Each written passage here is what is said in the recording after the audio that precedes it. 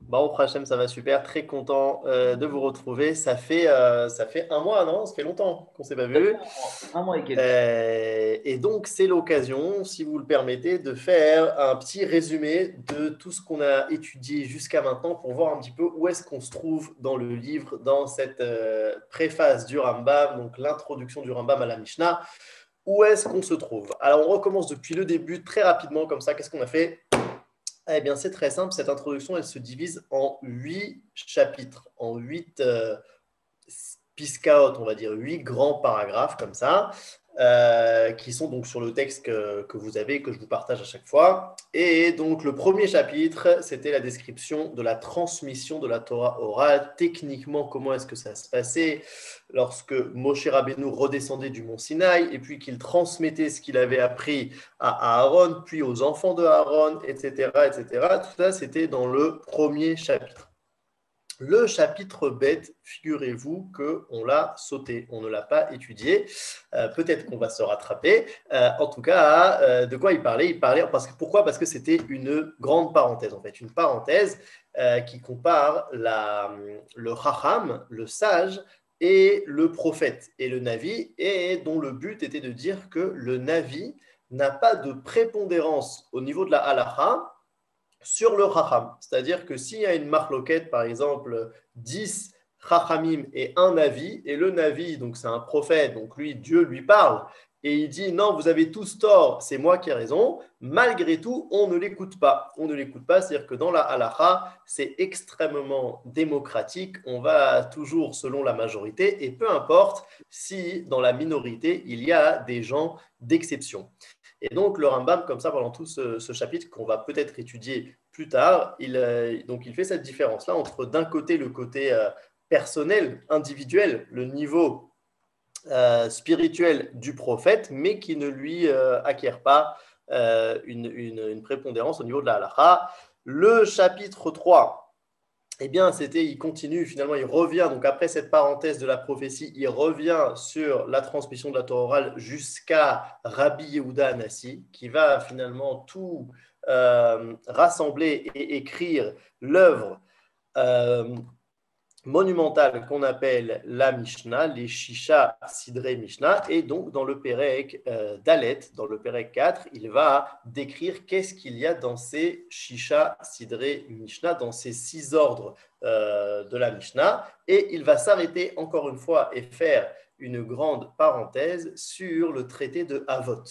Le Maxime des Pères, je ne sais pas comment s'il y a une autre traduction en français, justement, la Maseret qu'on lit tous les Shabbatot en ce moment, entre Pessah et Shavuot, on lit à chaque fois un chapitre de ce traité-là, et il fait une grande parenthèse concernant Maseret Avot, parce que ce traité-là, il vient en fait faire le lien entre d'un côté la transmission de la Torah orale, c'est comme ça que commence le traité, Moshe Kibel Torah Misina, Yum Sarah le Yoshua, Yoshua la Skenim, Skenim la Nevi'im, etc.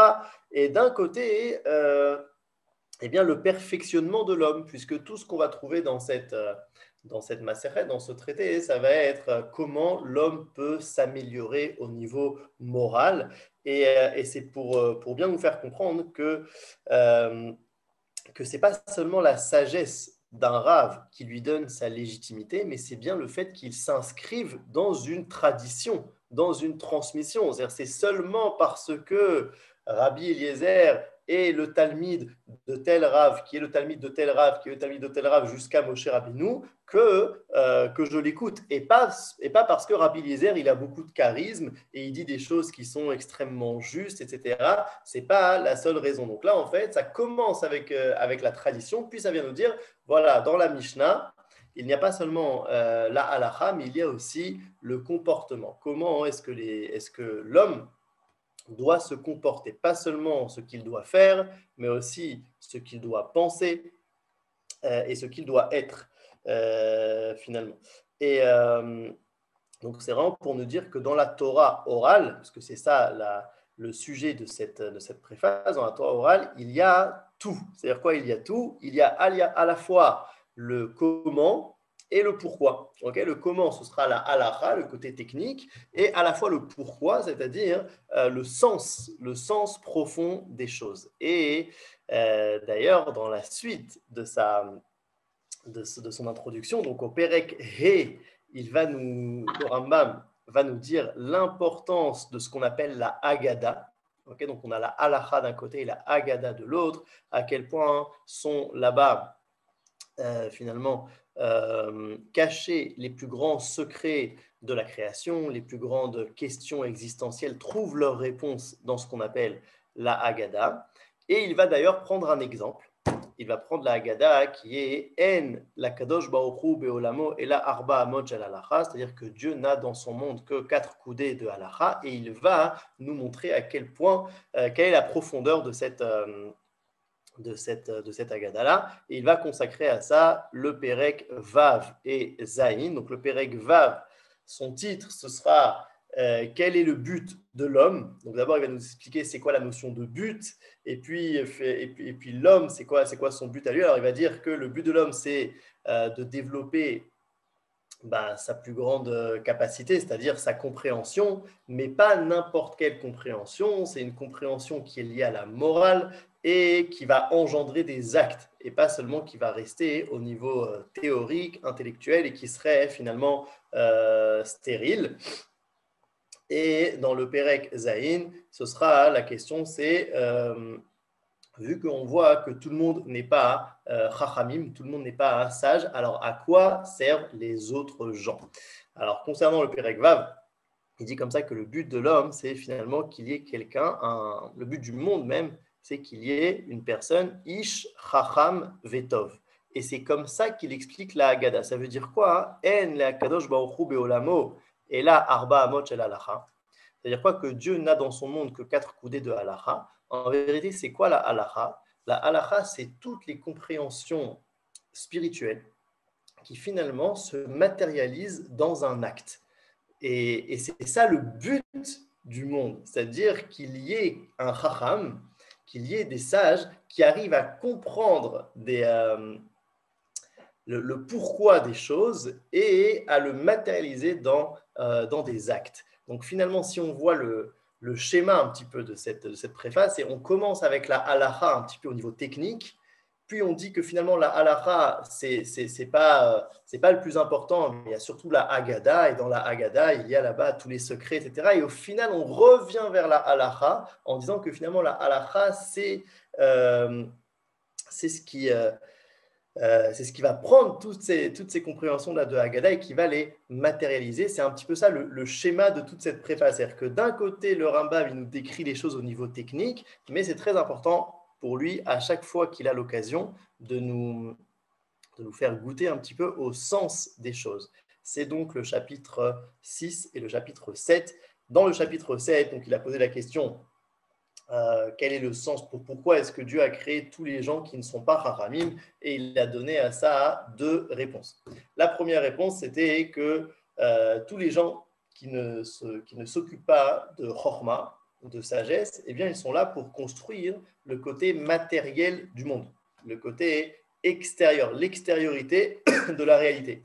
Et s'ils n'étaient pas là, eh ben, on n'aurait pas de route, on n'aurait pas d'électricité, on n'aurait pas de commerce, on n'aurait rien du tout. Et en cela, ils ont leur importance. Et la deuxième réponse, c'était que c'était pour être, pour le Chacham, une chevra. C'est-à-dire quoi une chevra? Une société, un lien, une association avec le Chacham. Et donc, pour ne pas voir la réponse du Rambam de manière trop élitiste, ça veut dire en vérité, il n'y a que le sage de la génération qui est important et tout le reste, ils sont là pour décorer. Non, il faut s'habituer à avoir un regard d'organisme. C'est comme un organisme. Okay, c'est-à-dire que c'est vrai que dans un organisme, il y a des parties plus importantes que d'autres, mais ça ne veut pas dire que l'organisme dans son ensemble n'est pas important. C'est-à-dire qu'un cœur sans corps n'a pas de sens. D'ailleurs, même un Cohen qui aurait un défaut extérieur, okay, stam, un truc, il lui manque un doigt ou quelque chose comme ça, qui n'est pas du tout un membre vital, qui n'est pas forcément le truc le plus important, il ne peut pas servir au temple. C'est-à-dire qu'il y a une importance à la shlemut, au fait que les choses sont harmonieuses, se complètent les unes les autres. Et donc ça, c'était le chapitre 7. Et donc, on va Et juste on avait des chachamim, là, je comprends parce qu'on avait des chachamim qui étaient des marchands ou qui étaient des gens qui faisaient justement autre chose aussi. C'est-à-dire que ça ne devrait pas exclure. נכון, כי יש חכם, אבל יש חכם j'ai une macolette comme ça à côté de chez moi, c'est un type חכם. נכון, c'est vrai. כאילו, נכון, שרוב הזמן peut-être il n'est pas assis en train de tourner ou d'étudier les pages de Gemara, mais là je crois qu'il est vraiment élitiste, Rambam. Alors, peut-être qu'il parle de différentes sortes de chachamim. Ça veut dire qu'il y a certains chachamim où la majorité de leur temps, ce sera en tout cas de s'occuper de sagesse. Peut-être qu'il parle aussi qu'en effet, il y a des chachamim, le Rambam lui-même, il était médecin. Mais c'est sûr que si on lui demande c'est quoi le plus important que tu fais de ta journée, pas forcément en quantité, parce que peut-être qu'il devait travailler 8 heures par jour et qu'il lui restait seulement 4-5 heures pour étudier la Torah. Il dira que l'essentiel, c'est ces 4-5 heures-là. Et peut-être aussi une autre réponse, c'est que les chachamim qui travaillent, peut-être que ça vient aussi d'une nécessité et pas forcément d'un idéal. Et que le Rambam ici parle de l'idéal. L'idéal, ok. Mais il faudrait en parler plus. On parle des ouvriers comme ceux qui œuvrent à créer le monde, mais peuvent être aussi chachamim dans leurs actions. Nachon, bien entendu, je pense qu'on en avait parlé aussi que celui qui n'est pas le chacham de la génération, c'est pas qu'il n'a pas à s'améliorer. Bien sûr que lui aussi, on doit tous s'élever au niveau où on est. Mais c'est-à-dire qu'il faut voir ça comme une sorte de grand organisme, peut-être une grande pyramide, et on est chacun à un échelon de la pyramide et on doit essayer de s'élever là-dedans. Et il y a une valeur, bien sûr, à chaque personne, là où elle est. On a des lettres du Rambam. Il y a un juif comme ça qui s'appelle, il se définit lui-même comme un juif simple. Et il dit au Rambam, voilà, moi je comprends pas très bien, j'arrive pas à comprendre, je parle pas bien hébreu, du coup j'arrive pas très bien à étudier la Torah, etc. Donc j'ai étudié un petit peu en arabe, mais bon, etc. Et on voit que le Rambam le renforce, le soutient, et lui dit tout ce que tu fais, c'est très bien, et ça a une valeur, etc., etc. Donc c'est-à-dire, je pense qu'il faut différencier un petit peu l'idéal dont le Rambam parle et concrètement ce qui se trouve dans la réalité et le travail de chacun. Donc les derniers mots du Pérec Zahirin. regardez en haut, הנה יתברר מכל מה שאמרנו שתכלית כל מה שבעולם הוויה ועשת הוא איש שלם, כולל החוכמה והמעשה. C'est ce qu'on avait dit, איש חכם וטוב, כמו שביארנו. כיוון שמדבריהם עליו השלום, אנו לומדים שני הדברים הללו, כלומר החוכמה והמעשה, ממה שביארו וממה שרמזו בצדק, אמרו אין לו על הקדוש ברוך הוא בעולמו, חוץ מארבע אמות של הלכה. Donc en fait, il vient nous dire ce qu'il y a marqué ici dans cette Agada, ça vient dire en fait qu'est-ce qui est important dans le monde. Donc c'était un exemple, comme ça il a pris quand même 2 chapitres de son introduction pour nous expliquer ça, et c'est pour ça qu'il nous dit juste après Vegvar itrachaknu me'od me'ainyan sheratzinu aval elinu dvarim moilim le'emuna mezarzim ala limud ve'einam kale erech lefi dahati ve'arzor le matarati. Donc c'est vrai qu'on s'est éloigné énormément du sujet. C'est quoi le sujet? C'est qu'est-ce que la Mishnah, ou plus exactement, qu'est-ce que la Torah orale. Mais malgré tout, étant donné que c'était des choses très importantes pour la Emouna et qui nous entraînent à étudier et qui sont très importantes selon moi, malgré tout, il a essayé de le faire. Ve arzor les matareti. Et maintenant, je reviens au sujet principal. Et donc, le sujet, donc c'est maintenant le chapitre Chet. Donc, il revient finalement au début du chapitre Chet à la description de la Torah orale. Vekaasher gamar rav ashi chibur atalmud kemoshehu. Hine tov sidro vegodel toralto me'aidim alav dei ruach Elokim Kadishin B. Donc là, maintenant, il parle de la fin, la clôture du Talmud. Alors, du Talmud de Babylone, Talmud Bavli, qui a été donc compilé par Ravashi. Et il lui dit, il dit comme ça, quand on voit ce Talmud, on ne peut avoir de doute qu'il y a là-bas ce qu'on appelle un Ruach HaKodesh, il le dit en araméen, Ruach Elokim Kadishin B, c'est-à-dire il y a une inspiration divine dans ce Talmud-là. Uma shenimtza mea Talmud mechibur Ravashi shloshim vechamesh masertot. Alors, il nous dit comme ça que dans la Gemara, dans le Talmud Bavli, il y a 35 traités de Gemara. Pourquoi? Parce qu'en fait, si on revient un petit peu au Perek Dalet, nous a dit le Rambam qu'il y avait 61 Masertot, 61 traités. C'est-à-dire que si on voit dans la Mishnah, il y a 61 traités. Et pourtant, dans la Gemara qui n'est autre que le développement talmudique de la Mishnah, donc normalement, on aurait dû avoir de la Gemara sur les 61 traités. Puisque c'est quoi la Mishnah? La Mishnah, c'est la Torah orale qui est extrêmement condensée par Rabbi Yehuda Hanassi parce qu'il savait que tout ce qu'on peut dire sur une Mishnah, en fait, c'est comme des rappels. La Mishnah, c'est quelque chose d'extrêmement condensé. Et en fait, à l'oral, on doit se rappeler de tout ce qui a été dit sur la Mishnah. Seulement 200, 300 ans plus tard, on a perdu un petit peu le fil de tout ça, et donc c'est pour ça qu'on a écrit la Gemara. Et donc normalement, on aurait dû avoir de la Gemara sur tous les traités de Mishnah. Et on voit qu'en fait, on a sur un petit peu plus de la moitié. On a seulement sur 35 traités, on a de la Gemara. Pourquoi? Nous dit le Rambam, les fiches chez lo matzanu lo davar al seder zraim ela al brachot bilvad. C'est-à-dire que tout le seder zraim, c'est quoi le seder zraim? C'est l'ordre qui parle surtout des mitzvot de l'agriculture. Eh bien, on a trouvé là-bas que sur une seule Masechet, sur la première, sur Masechet Brachot. Mais, alors, c'est-à-dire quoi que ça n'a pas été trouvé? Ça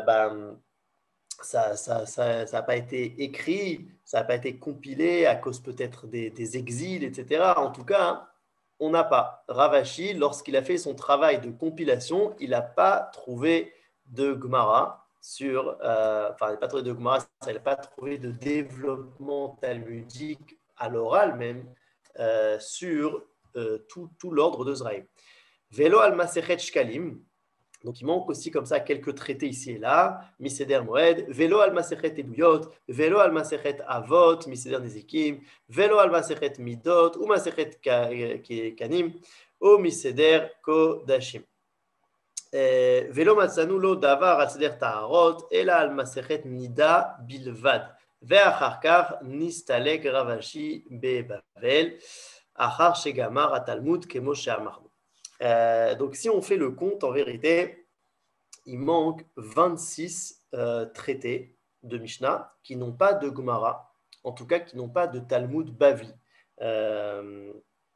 Alors c'est sûr que c'est quelque chose de technique, ça veut dire ça, les raisons, ça peut être des raisons rationnelles, quoi.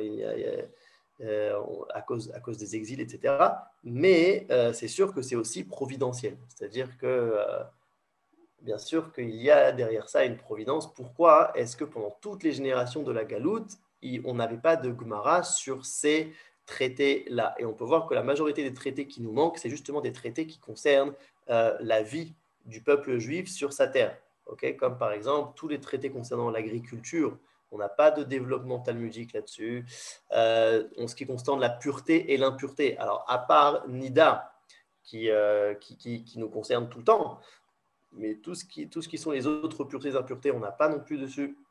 Donc voilà, ça nous a manqué. Mais malgré tout, nous dit le Rambam que le Talmud, même s'il lui manque énormément de traités, c'est quand même une entité en soi. On va le voir juste après. Avant de parler donc de l'après-Talmud, il parle aussi donc, du deuxième Talmud, c'est le Talmud Yerushalmi. C'est comme ça qu'on fait aussi les sages d'Eretz Israël, Klomar, Mashe Asa Ravashi, Vechibru Talmud Birushalmi, ou Mechabro ou Rabbi Yochanan. Donc les sages d'Eretz Israël, ils ont fait exactement comme Ravashi, et ils ont compilé le Talmud Yerushalmi. Venimtsa me'Yerushalmi chamisha zdarim shlemim, aval seder ta'arot lo nimtsa alav Talmud klal, lo bavli velo Yerushalmi, ela maseret nida bilvat kemo she'amarnu. Alors, selon le Rambam, dans le Talmud Yerushalmi, il y a un petit peu plus de traités. C'est-à-dire que lui, il dit qu'il y a 5 ordres complets, 5 ordres sur 6. C'est-à-dire qu'il manque juste un ordre sur lequel il n'y a pas, c'est l'ordre Taharot, c'est-à-dire qui concerne la pureté et l'impureté. Seulement, c'est quand même une marloquette. C'est-à-dire que j'ai regardé un petit peu, et aujourd'hui, par exemple, on n'a pas de Talmud Yerushalmi sur le Seder Kodashim. Et donc, qu'est-ce qui s'est passé? Alors, est-ce que le Rambam, lui, il a vu un Yerushalmi sur le Seder Kodashim, et puis ensuite, il s'est perdu, et donc aujourd'hui, on ne l'a plus? Ou est-ce que ce qu'il a vu, ce n'était pas vraiment ça? Ou est-ce que c'est une erreur ici dans la préface? Plusieurs options possibles. En tout cas, concrètement parlant, aujourd'hui, on n'a pas donc le Seder Taharot, comme il a dit, on n'a pas non plus le Seder Kodashim, et il nous manque aussi quelques Masertot dans d'autres Zdarim, ce qui fait qu'au final, dans le Talmud Yerushalmi, on a 37 traités. Donc un petit peu plus que dans le Talmud Bavli, mais ce n'est pas encore non plus complet comme il le décrit ici. Et alors, quelques petites différences peut-être quand même entre le Talmud Yerushalmi et le Talmud Bavli. Donc le Talmud Yerushalmi, il est un petit peu plus, il a un style qui est très différent en fait. Ça veut dire qu'il y a moins de ce qu'on appelle, il y a moins de pile-poule.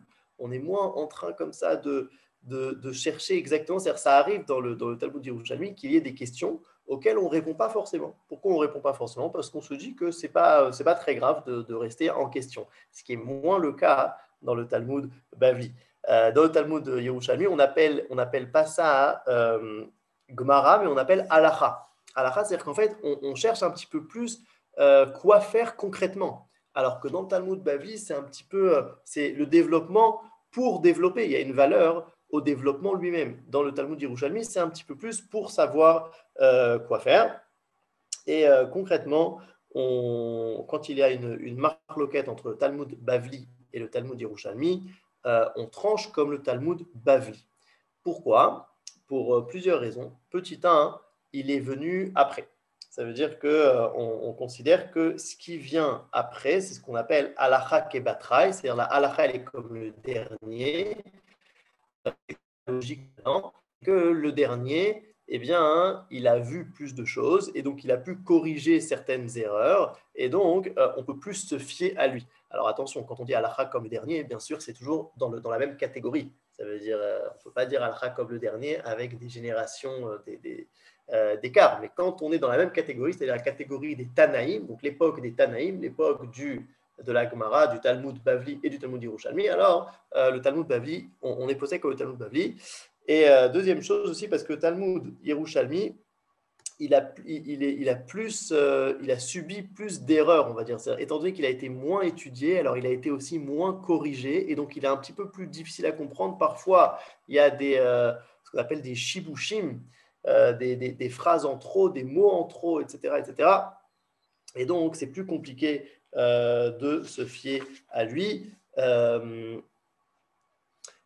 Autre raison, il y avait plus en quantité de Chachamim à Bavel, donc en Babylone, en Irak, au Talmud Bavli, qu'en Eretz Israël.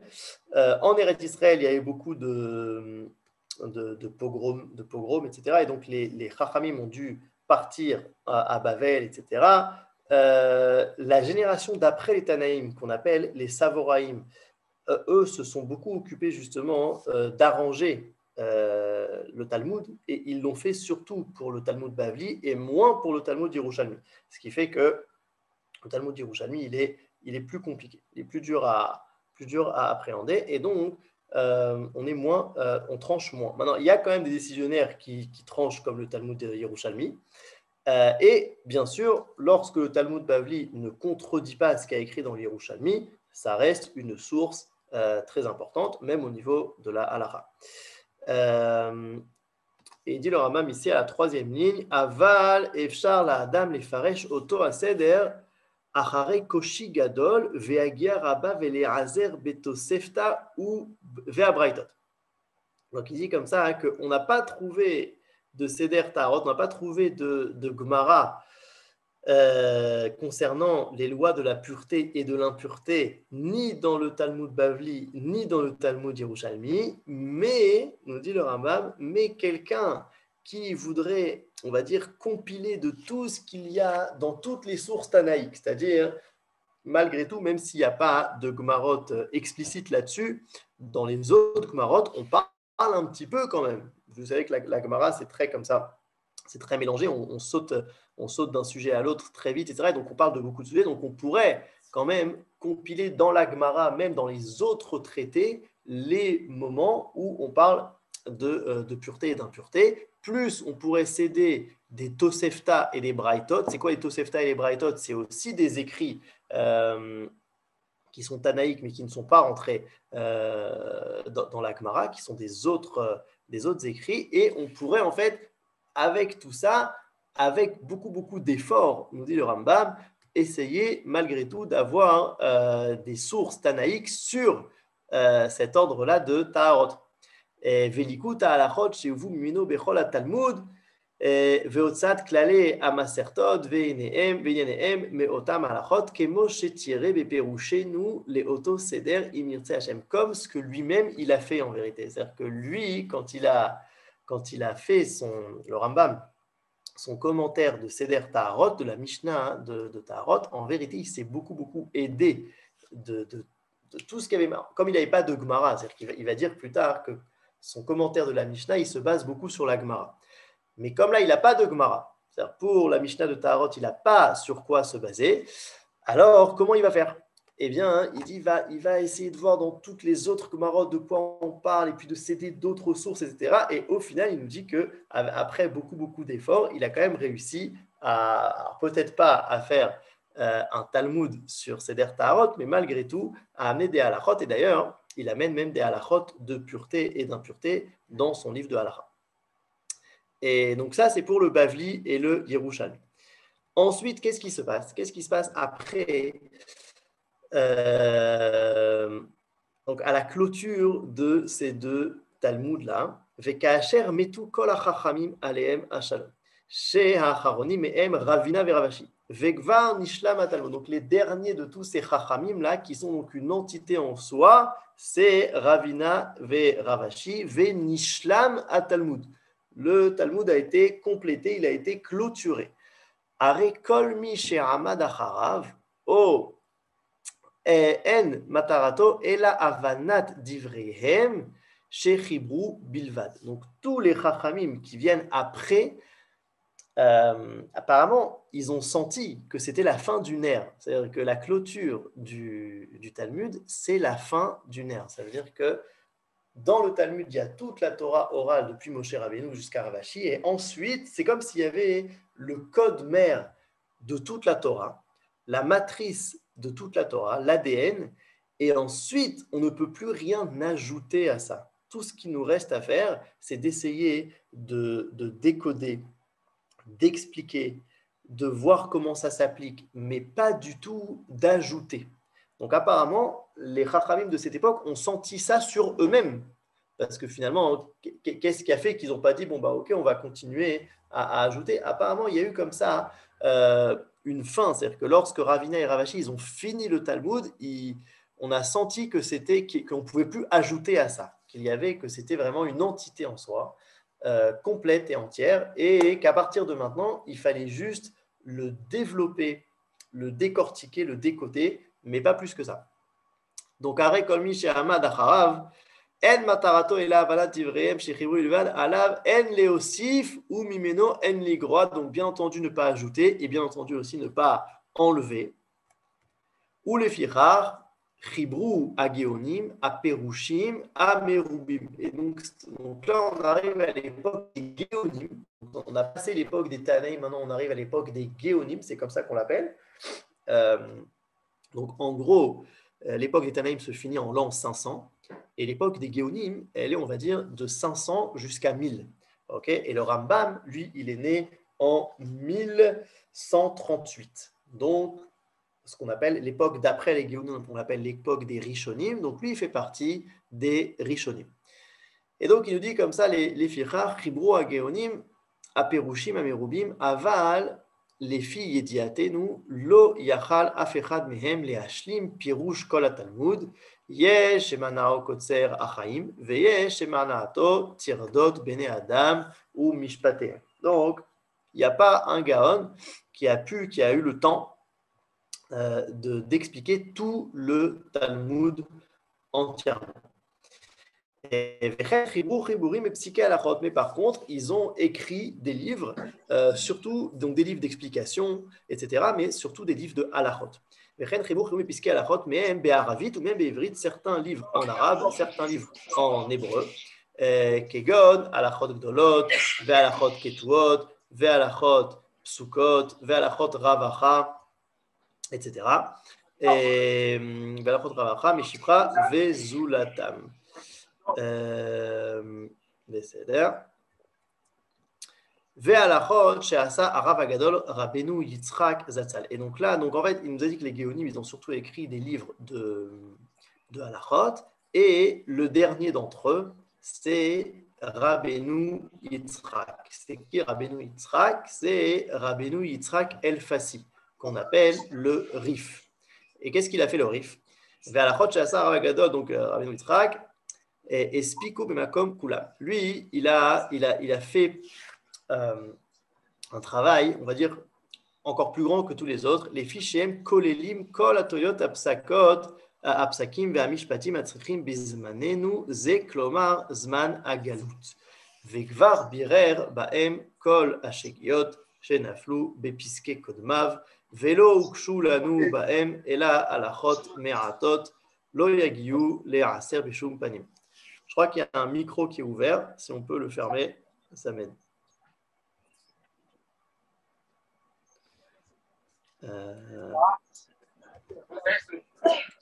David, tu peux fermer un micro, s'il te plaît? Oui, c'est Anita. Ouais, tout de suite. Oh, I'm sorry. Excusez-moi, Anita, j'ai fermé votre micro. Voilà, c'est fermé.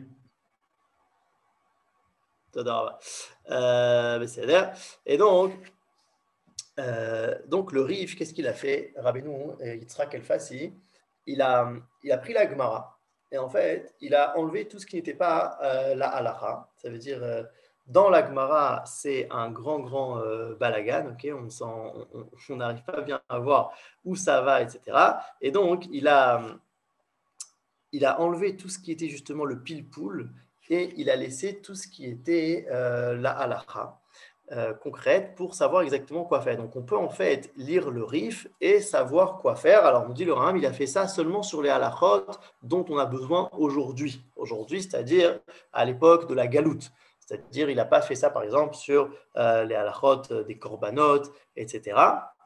Mais surtout le reste, il a fait ça. Et en fait, comme il vient après les autres, encore une fois, halakha kebatraï, vekvar birer bem kol hashgiot shenaflu bepiskei kodmav, il a corrigé toutes les fautes qui ont pu tomber dans les psakim, c'est-à-dire dans les décisions, dans les halachot de ceux qui l'ont précédé. Velo ukshu lanu bahem ela halachot me'atot lo yagiu le eser beshum panim. Donc, s'il a fait peut-être quelques erreurs, c'est peut-être moins que 10 erreurs il a pu faire. Aval ha-metzuim lekol ha-geonim arehem nifdalim kefi evdel binatam ve'aish hanavon habaki batalmud yachol le'akir tchunat kol gaon ve'gaon midvarav ve'perushav ve'kaasher avru adorot ad zmanenu נהגנו כפי שמצאנו קודמנו, לחקור ולדרוש להשתדל כפי יכולתנו להשיג מה שנקווה שיועילנו לפני השם. Et donc, nous dit le Rambam, maintenant il arrive à sa génération à lui, il arrive à qu'est-ce que lui, il va faire, et il dit voilà, on va essayer, donc il a tous les livres comme ça qui sont arrivés jusqu'à lui, et il dit il va essayer lui aussi de faire comme tous ces chachamim là, et donc de chercher, de réfléchir, d'organiser, etc., etc. Et donc là, il décrit ce qu'il a fait dans son Pérouche. Ve'asafti machenisdamen leyadi me'agaot avisa. Donc, mazé ve'asafti, ça veut dire dans son commentaire de la Mishnah, parce que je vous rappelle que c'est donc l'introduction à son commentaire de la Mishnah. Et bien, qu'est-ce qu'il a fait? Il a déjà amené ce qu'il avait, les Pérouchim, les commentaires de son propre père, qui était donc aussi un Chacham. Vezulati Beshem Rabbeinu Yosef Alevi. Et il a aussi ramené les commentaires de Rabbeinu Yosef Alevi, qu'on appelle le Rimigash, qui était un des enseignants, un des rabbanim du Rambam. Vechai Hashem ki avana toto aish betalmud maflia. כל מי שמתבונן בדבריו ואומר כי עיונו עד שאפשר לי לומר עליו לפניו לא היה מלך כמוהו בשיטתו. Donc là, le Rambam fait des compliments énormes sur son Rav et il dit comme ça, avec Chai Hashem, que c'est une formule de jurement comme ça, que la compréhension de cet homme-là, donc du Rimigash Betalmud, dans la Gemara, Maflia, elle est monumentale et merveilleuse. Kol Mishmilmoed Bedvarav, tout celui qui lit ses écrits et qui approfondit ce qu'il a dit, Ad she'efshar li lomar Lo haya meler kabou bishtato, c'est une expression pour dire, donc c'est un de ses rabbanim. Et donc il amène aussi donc les commentaires de ce rav-là. Gam asafti kol ha'alachot shematzati lo beferush beatzmo. Donc j'ai aussi ramené donc dans ce commentaire de la Mishnah toutes les halachot et shematzati lo beferusho beatzmo que j'ai trouvé donc dans le Pérouche du Rimigash, vegam ma shenir ali ani mina perushim kefi chushat yecholti ou ma sheisakti mina limudim, et aussi,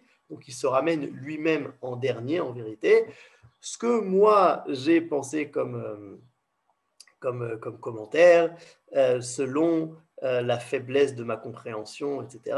Vechibarti perushim al shelosha zdarim moed nashim venezikim chutz me'arba maser. Donc, au moment où il écrit cette préface, il a juste fait la moitié, on va dire, de la Mishnah. Gam pirashti et trulin le godel atzorech la veze hu iski she'asakti bo im limud kol ma shelamaditi. Veraiti achari chen lechaber al kol ha-mishnah chibur echechi kemo she'ever besof divrei ele. ומה שהבאני לכך מפני שראיתי התלמוד עושה במשנה מה שלא יוכל שום אדם להשיגו בסברה לעולם. Il dit pourquoi est-ce qu'il a écrit un commentaire sur la Mishnah? Parce qu'en vérité, la Gemara fait de la Mishnah quelque chose qui est impossible pour un homme à comprendre seul. Alors il va s'expliquer. שהוא מביא כללים ואומר לך שהמשנה זו נבנתה באופן כך וכך, או שזאת המשנה חסרה בלשונה וצריכה להיות כך, או שזאת המשנה של פלוני וסברתו כך. Ça veut dire en fait, quand on a une Mishnah, on ne peut pas du tout se fier à elle, entre guillemets. Ça veut dire qu'on peut lire une Mishnah, et en fait, la Gemara, elle vient te dire, ah, tu sais de quoi elle parle cette Mishnah, hein? En fait, elle parle dans un cas particulier, Ça veut dire que, bon, ça, Rabbi Yehuda Nassi, lorsqu'il a écrit la Mishnah, il le savait, mais il s'est dit que tout ce qu'on a à dire sur cette Mishnah-là, on le dira à l'oral. Et en fait, c'est ce que fait la Gemara. Et le Rambam, il dit, oui, mais du coup, quand on lit la Mishnah, on ne se rappelle pas forcément de tout ce qu'il a dit le Talmud sur cette Mishnah, parce que le Talmud, il est très, très compliqué, il va dire un truc, il va dire autre chose, ça. Donc, en fait, qu'est-ce qu'il a fait? Il a fait un pérouge, tout ce que le Talmud dit sur la Mishnah, il va nous le ramener de manière très, très condensée, très, très ordonnée, pour qu'on puisse étudier une Mishnah. On lit maintenant le commentaire du Rambam, et on sait déjà remettre la Mishnah dans son contexte. On sait, par exemple, si cette Mishnah-là, elle est la halacha, si cette Mishnah-là, on doit la lire dans son sens simple, ou si en vérité il y a un autre sens qui n'est pas écrit, mais c'est comme ça qu'il faut la lire. Enfin, tout ce que la Gemara lit sur cette Mishnah.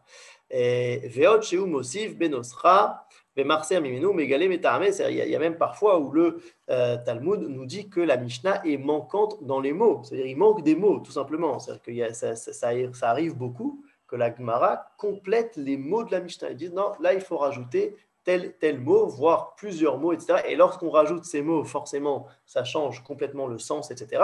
Et donc, comme tout ça, c'est mis de manière, on va dire, complexe dans la Gemara, le Rambam, il s'est dit, je suis obligé d'écrire un commentaire de la Mishnah qui vient un petit peu simplifier tout ça, qui vient nous faire étudier la Mishnah de manière plus compréhensible.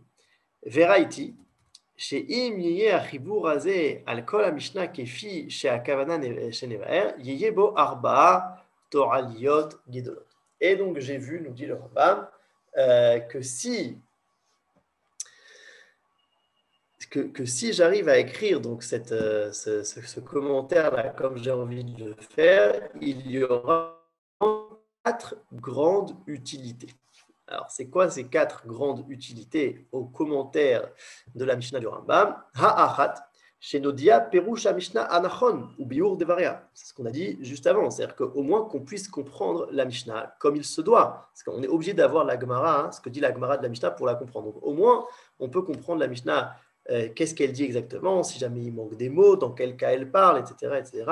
Les fiches chez Im Tishal Gadol, chez Bageonim al Perush Alacha Mina Mishnah, Lo Yuchal Lomar Lecha Bashum Davar, Ela Imken Aya Zocher Alpe Talmud Ota Alacha. C'est-à-dire que si maintenant tu demandes même à un énorme Gaon, un énorme Rav, tu lui demandes, tu peux m'expliquer cette Mishnah, il ne peut pas le faire à part s'il se rappelle de toute la Gemara qui est sur cette Mishnah-là. Et c'est long, c'est grand, c'est compliqué. Donc, ça c'est la première chose. O Yomar Lecha, Ad Sheneayen, et Masha Amrou, Baba Talmud, il peut te dire, attends 2 secondes, je regarde ce qu'il y a marqué dans la Gemara. Ve'en beyecholet shum adam liskor kol Talmud alpe.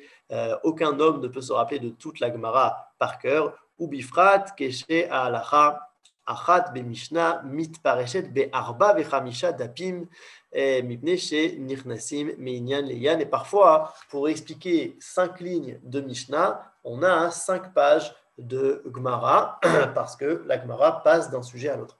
Ve'aochachot, ve'akushiot, ve'atirutzim, ad shelo yuchal lesakem ma shenitbarer beperush ota Mishnah, ela abaki beyu. Kol ze imlo tiye ota halacha me ota malachot she'en pirushim mistayem ela bishtaim shalosh masertot. Donc ça, c'est la première utilité, c'est déjà de remettre la Mishnah dans son contexte et de bien comprendre ce qu'elle veut dire. La deuxième utilité, Ve'ashenit, Apsakim, Sheani Omer Lecha, Al Yede Perush Kol Halacha Kedarat Mi Ha-Marase. C'est-à-dire que la Mishnah ne nous dit pas forcément comme qui trancher, comme qui est la halacha. La Mishnah, elle peut se contenter de nous dire il y a une controverse entre Beth Hillel et Beth Shammai, et c'est tout. Okay. Et ensuite, la Gemara, elle vient dire ah, mais ce qu'il a dit Beth Hillel, ça ne convient pas à cause de ça, ça et ça. Et puis la Gemara, elle va répondre non, en fait, c'est bon, parce que tac, tac, tac. Ah, d'accord. Et Beth Shammai, ça ne convient pas, tac, tac, tac. Elle va, en fait, faire tout le travail de pile-poule, c'est-à-dire elle va, entre guillemets, attaquer les opinions jusqu'à ce qu'une opinion soit la plus claire, celle qui a le moins de couchiottes, celle qui a le moins de difficultés, et qui a le plus de réponses, qui a le plus large, et c'est celle-là qui sera la halacha. Mais ça, on ne le sait pas dans la Mishnah. Et donc, une des utilités qu'il a fait le Rambam en écrivant son livre, c'est justement d'avoir les psakim. Donc, pour te dire exactement, la halacha, elle est comme ci, ou la halacha, elle est comme ça. Ve'ashlishit, la troisième utilité, sheye kemevo le matril beyun. Ve'yilmod mimeno derer diyuk adevarim ubiurim ve'ye kemi she'ekif et kol hatalmud ve'yazreu meod bechol hatalmud. Alors, troisième utilité, c'est pour celui qui veut se lancer dans la Gemara. Nous dit le Rambam que c'est bien d'étudier d'abord la Mishnah avec son pérouche à lui. Pourquoi? Parce que comme son pérouche à lui, finalement, il vient résumer ce que dit la Gemara sur cette Mishnah, alors c'est ce qu'on appelle Mevo la matril beyun, une introduction à celui qui commence à approfondir. C'est comme des fiches, c'est-à-dire c'est avant de se lancer dans cet océan complexe qu'est la Gemara, eh bien, on te donne des petits... un petit résumé avant, une sorte d'ordre comme ça, et ensuite quand tu rencontres les choses dans la Gemara, alors elles ne sont pas pour toi complètement nouvelles. C'est-à-dire tu les as déjà vues dans le Rambam, donc tu sais un petit peu plus, donc c'est moins compliqué, tu sais vers où tu vas. C'est comme, on va dire que la Gemara, c'est une grande forêt comme ça, où on ne sait pas du tout vers où aller, et le pérouge du Rambam, c'est une carte. C'est-à-dire, donc si on a vu la carte de la forêt avant, alors on peut un petit peu mieux se retrouver ensuite une fois qu'on est dedans. Donc ça, c'est la troisième utilité. Il dit comme ça, celui qui a lu son commentaire de la Mishnah, c'est comme quelque part s'il avait fait toute la Gemara. Pourquoi? Parce que comme il vient nous résumer tout ce que la Gemara a écrit sur la Mishnah, alors bien sûr qu'il enlève beaucoup de choses. En fait, qu'est-ce qu'il enlève? Eh bien, il enlève justement le pile-poule. C'est-à-dire, il enlève tout. Par exemple, dans la Gemara, on pose des questions, puis on répond, puis on pose une autre question et on répond, etc., jusqu'à ce qu'on arrive à la conclusion. Et lui, il nous amène seulement à la conclusion. Donc, bien sûr qu'il y a un avantage et bien sûr qu'il y a un inconvénient. L'avantage, c'est qu'au moins, c'est beaucoup plus clair. Au moins, on sait où on va, etc. C'est très, très ordonné et on connaît la conclusion des choses. Mais l'inconvénient, c'est que la Gemara, le but, c'est pas seulement d'avoir la conclusion, le but, c'est aussi de faire le chemin. C'est très important quand on étudie la Gemara, de faire le chemin avec la Gemara. Lorsqu'elle pose une question, d'être complètement dans la question, puis complètement dans la réponse, etc., pour justement s'habituer à cette réflexion-là, à savoir comment la Torah réfléchit. Pas seulement ce que la Torah dit, pas seulement ce qu'elle dit concrètement, ce qu'il faut faire, pas seulement ce qu'est la conclusion, mais aussi le chemin. C'est ça qui construit en vérité. C'est-à-dire qu'un vrai Talmid Racham, c'est quelqu'un qui est bien aussi dans le chemin, pas seulement qui sait quoi faire, mais qui sait comment est-ce qu'on en est arrivé là. Comment est-ce qu'on est arrivé à cette halakha? On est passé par plusieurs options, finalement on les a repoussées, etc. Donc, c'est sûr que ça, on ne le trouvera pas dans le commentaire du Rambam, mais on trouvera autre chose. Et la quatrième utilité, chez où yé kemaskir lemi shekvar lamad veyodea, sheyé kolma shelamad mezuman lefanav tamid vetiye mishnato vetalmodo sidur al piv. Donc c'est quoi la quatrième utilité? C'est quelqu'un qui a déjà étudié toute la Gemara. Mais comme il a dit avant, c'est impossible de se rappeler de tout ce qui est marqué dans la Gemara. Eh bien, quand il lit le commentaire du Rambam, il se rappelle. C'est-à-dire, ça lui fait des fiches, en fait. C'est-à-dire, ah oui, nachon, c'est vrai, c'était comme ça, etc. Donc, c'est en fait une sorte de rappel pour celui qui a déjà tout étudié. וכאשר תיארתי לעצמי עניינים אלו, נחלצתי לכתוב החיבור שיזמתי, וכוונתי בחיבור זה לפרש את המשנה כפי שנתפרשה בתלמוד, ולהביא רק את הפירושים הנכונים, ולהשמיט את הפירושים שניתחו בתלמוד, וכתוב הטעמים שמחמתן נקבע אותו הדבר, והטעמים שבגללם נפלה מחלוקת בין החולקים בקצת מחלוקות, Vekedarat mi alacha, kemi sheitbaer batalmud. Donc, ce qu'il dit, il enlève en fait la partie de la Gemara, genre ce qui a été repoussé, il ne va pas le mettre dans son commentaire, il nous ramène seulement ce qui est la halacha. Ve'shtadel bechol ze lekatser alashon, et il dit, je vais m'efforcer de faire les choses de manière courte. Ad kede shelo yipol a safek la koré, pour ne pas que ce soit compliqué pour le lecteur, pour ne pas qu'il ait de doute, parce que plus c'est court et plus ça peut être clair. Les fiches en chibourenu ze les asbir les avanim ve'eno ela les asbir les mish mevin, parce que ce commentaire-là, c'est pas pour, on va dire, être pédagogique, mais c'est pour celui qui est déjà capable de comprendre, ça va l'aider.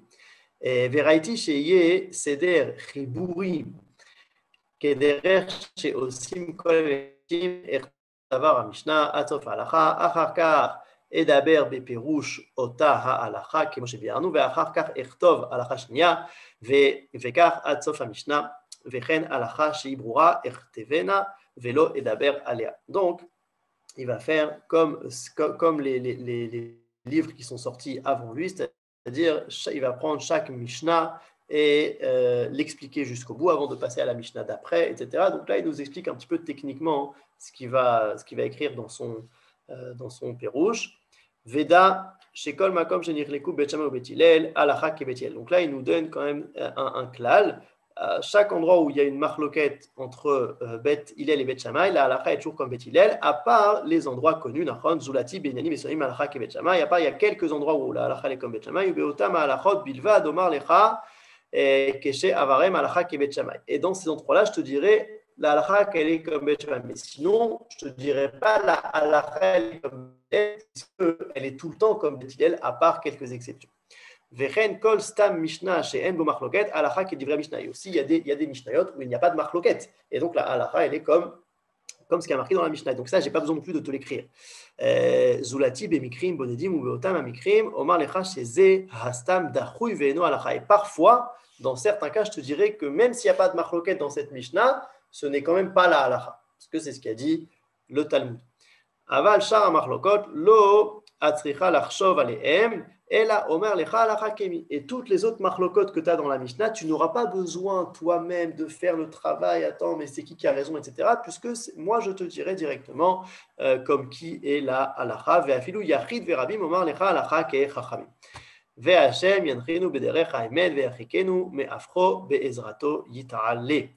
Et que Dieu nous aide à finir ce travail. Là, ici, finalement, c'est la fin de l'introduction du Rambam selon l'édition du Rav Shilat. Mais il y a quand même un tout petit rajout comme ça dans la version initiale qui est extrêmement technique en fait. Très, très technique. C'est quoi? C'est 10 tout petits chapitres. Alors, ça ne sert à rien qu'on les lise ensemble. On ne va pas les lire ensemble. Déjà qu'aujourd'hui, c'était hyper technique. Je suis désolé. Mais on a fini. C'est déjà bien. Alors, qu'est-ce qu'on va faire après? On va voir tout de suite. Mais juste avant, donc ces 10 petits chapitres-là, c'est très, ça ne sert à rien qu'on les lise ensemble. Mais on va juste peut-être lire le titre de chacun des chapitres. Et en fait, c'est quoi? C'est peut-être comme une sorte de sommaire, comme un index. C'est-à-dire celui qui voudrait étudier la Mishnah, ça peut beaucoup lui servir de savoir que le Rambam, il a fait ce travail-là. Qu'est-ce qu'il a fait comme travail? Il nous a fait 10 petits chapitres et où à chaque fois, il a marqué qui étaient en fait les protagonistes de la Mishnah. Alors regardez, le Perek Rishon, par exemple, Beminyan HaChachamim Sheniskeru BaMishnah V'Niterchonem HaShmot Beshmotehem. C'est-à-dire, il a fait tout un Perek. En fait, le Perek, c'est une suite de noms. Okay, c'est une suite de noms, une suite de chachamim qui sont dans la Mishnah. Dans le Perek Sheni, Beminyan chachamim sheniskeru bemishnah, biglal maaseh she'ira bezman echad mehem, o musar shelimed, o drasha shedarash. Le premier chapitre, c'est ceux qui ont dit un enseignement, et le deuxième chapitre, c'est ceux à qui il est arrivé une histoire. Okay, parfois dans la Mishnah, il y a une histoire.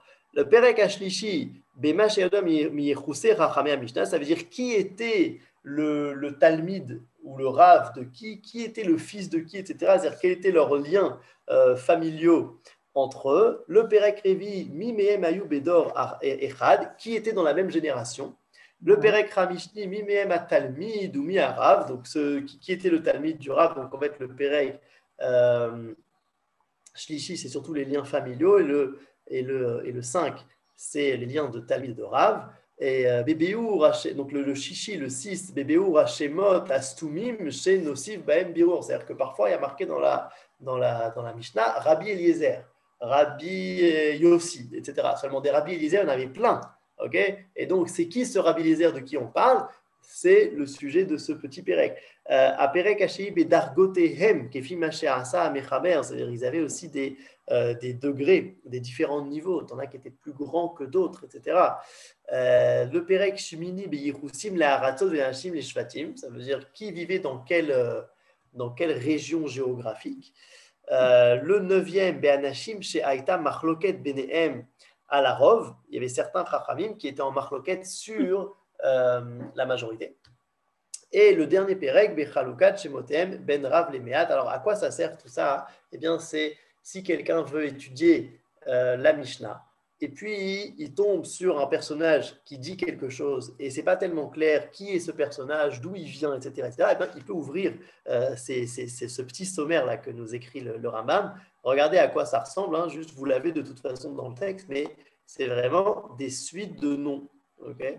Rabbi Yehuda ben Matra, Rabbi Yehuda ben Baba, Rabbi Yehuda ben Abba, etc.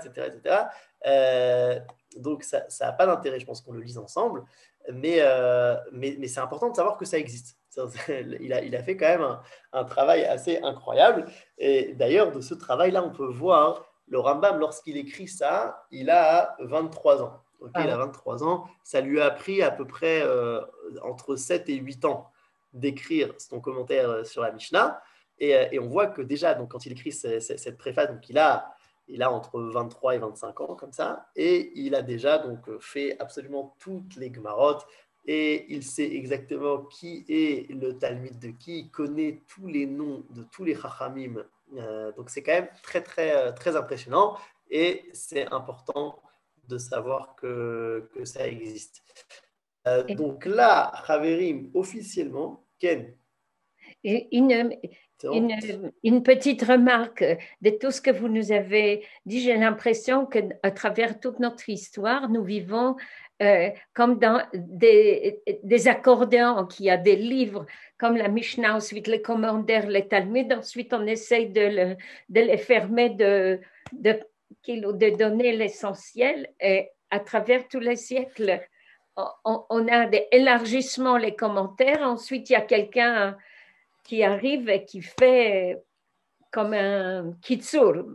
Ouais, c'est vrai. On le voit aussi d'ailleurs à notre époque. Il y a des rabbins En tout cas, lui, c'est absolument génial parce qu'il a vraiment touché tout jusqu'à notre retour. Je pense que c'est tellement d'actualité aujourd'hui que dans les Mishneh Torah des Rambam, on a les korbanot, on a les melachim, on a tout ce qu'il nous faut pour vivre en Eretz Israël.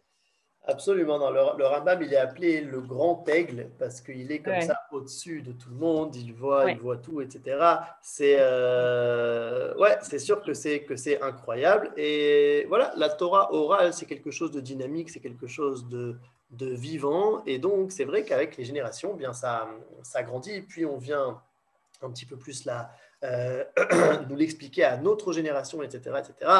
En tout cas, a priori, on a fini notre étude sur la préface du Rambam. Alors, on a quand même sauté un chapitre. Donc peut-être qu'on va le revoir.